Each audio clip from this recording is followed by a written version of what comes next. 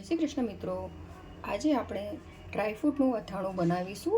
ગળચટ્ટું ખાટું મીઠું અથાણું બનાવીશું. તો એના માટે આપણે સામગ્રીમાં ખજૂર લીધી છે, દ્રાક્ષ, અંજીર, બદામ, કાજુ, પછી આપણે રોટી મસાલા, હળદર, મરચું, ખાંડ, પછી કલોંજી છે, વરિયાળી, લીંબુનો રસ, મીઠું, અને આપણે જે અથાણાનો મસાલો કાલ બનાવ્યો એ લઈશું, અને પાણી.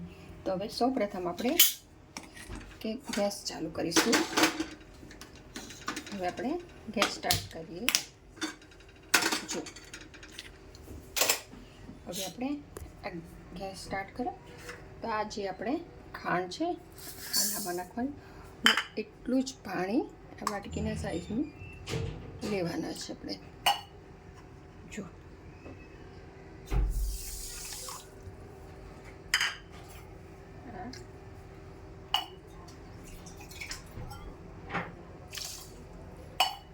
હવે આપણે ધીમે ધીમે આને હલાવીશું.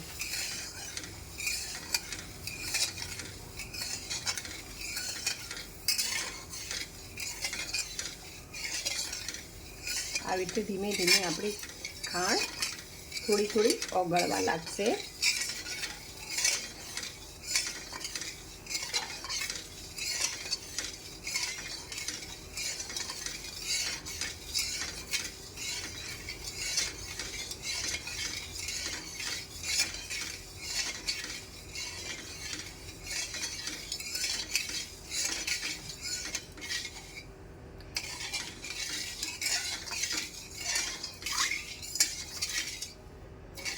જો આપણી ખાંડ હવે ઓગળી ગઈ છે.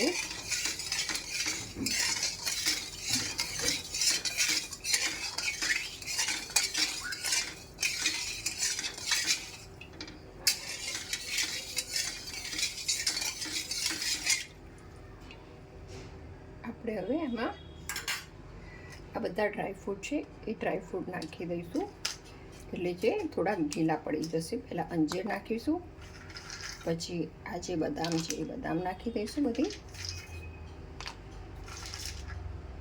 પછી ખજૂર, કાજુ અને આ દ્રાક્ષ, આ બધું નાખી હવે આપણે હલાવવાનું છે, જેને કારણે આ થોડાક ઢીલા થઈ જશે. આમાં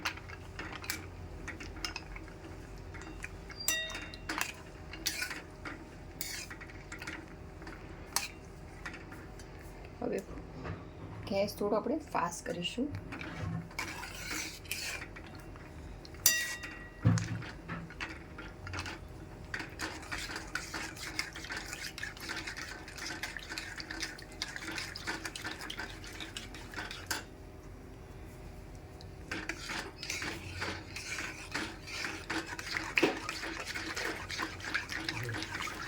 આ જો આપણા થઈ ગયું છે. હવે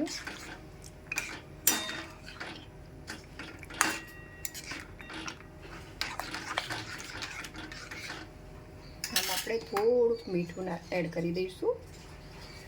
જો હવે મીઠું, અને આપણે આટલું હળદર. હવે આપણે એને હલાવવાનું છે.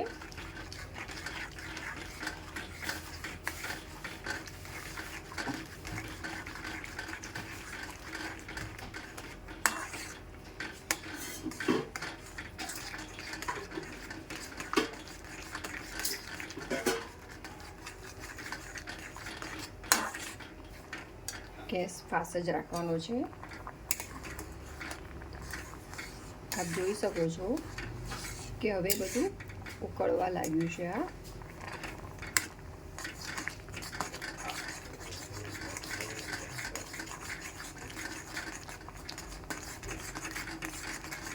હવે ગેસની ફ્લેમ થોડી સ્લો કરી નાખવાની છે. તેમાં મેં આ વરિયાળી અને કલોંજી એડ કરી નાખવાના છે.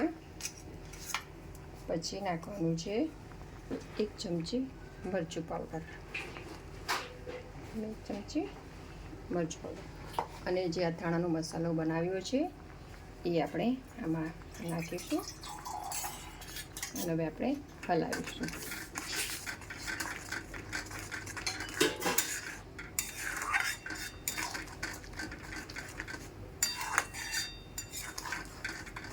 હવે ફાસ્ટ થોડો રાખીશું ગેસ. હવે આમાં જે આપણે મસાલા નાખ્યા છે એ બધાને થોડા પકવી નાખવાના.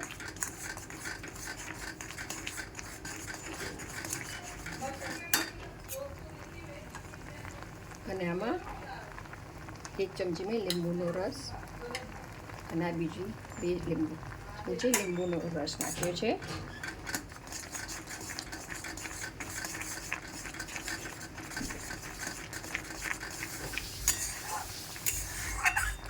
જો આપ જોઈ શકો છો.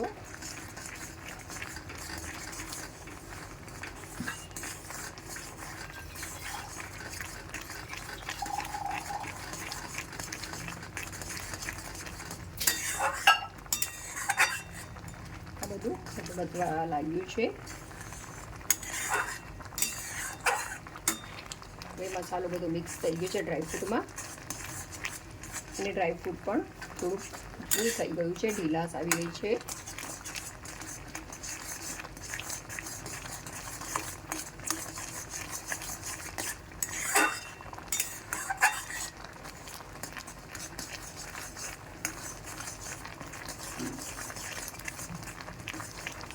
જો આપ જોઈ શકો છો કે હવે થવા લાગ્યું છે.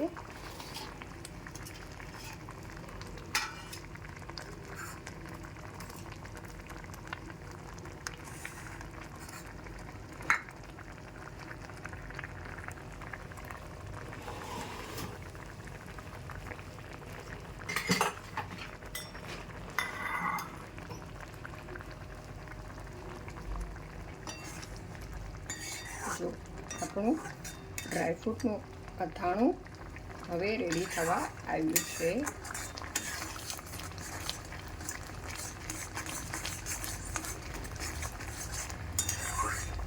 આમાં રસો રાખવાનો છે.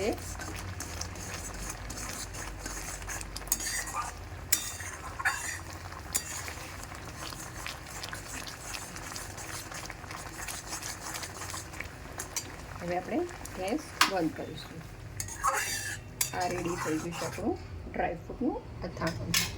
હવે આપણે સર્વિંગ બાઉલમાં કાઢીશું.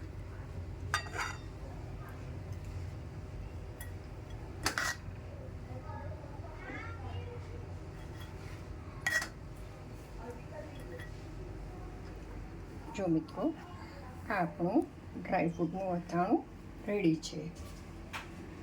જય શ્રી કૃષ્ણ.